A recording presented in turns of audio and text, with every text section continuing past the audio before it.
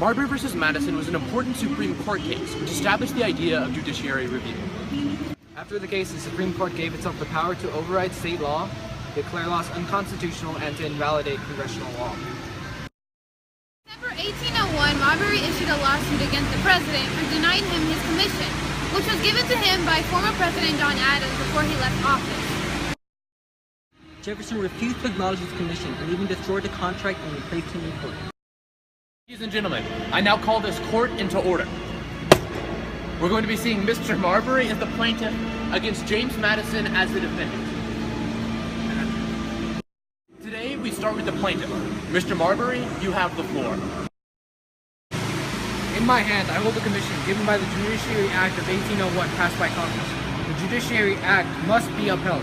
If you do not give me my commission, you are violating my rights given to me by our new and yet great Constitution.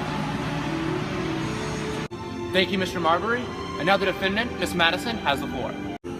Our presidency has no obligation to fulfill this contract. It was not delivered while the executive was in office. Therefore, it should now be declared null and void.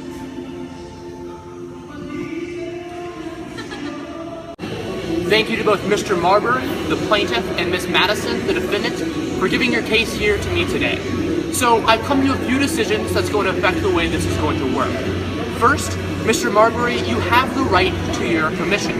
The commission became effective when signed by President Adams, and the delivery, unlike what Ms. Madison actually says, is not actually that important.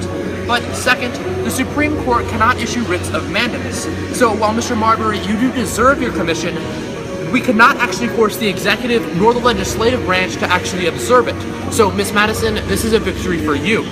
So finally, the Supreme Court has the authority to review acts of Congress and determine whether unconstitutional and therefore void. In doing this, we declare the Judiciary Act of 1801 null and void. It is emphatically the province and duty of the Judicial Department to say what the law is. And today, I hope we've done that. This ruling is important because it established the way the Supreme Court decided its cases. It also established judicial review, allowing the judiciary branch to declare congressional law unconstitutional. This led to further rulings and amendments to the Constitution to give the judicial branch the power to execute their rulings, something they couldn't do before. It made the judicial branch equal to the executive and legislative branch, leading to the wonderful separation of powers that we enjoy today. This led to the basis of our third pillar of government. The judiciary branch started off weaker than the others, but with this decision, we saw it becoming as powerful as the executive or legislative branches. Now, this ability set the foundation and has allowed the Constitution to even be in use today.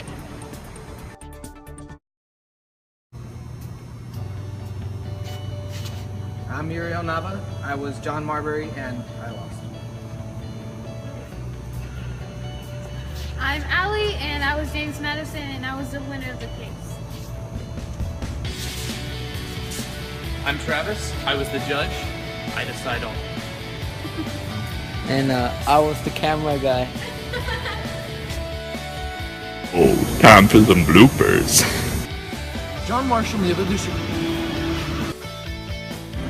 In December 1801, Marbury issued a lawsuit against the president for messed up. Jefferson refused to acknowledge him. Okay. Today, we're starting with the... Ladies and gentlemen, I now call this court into order.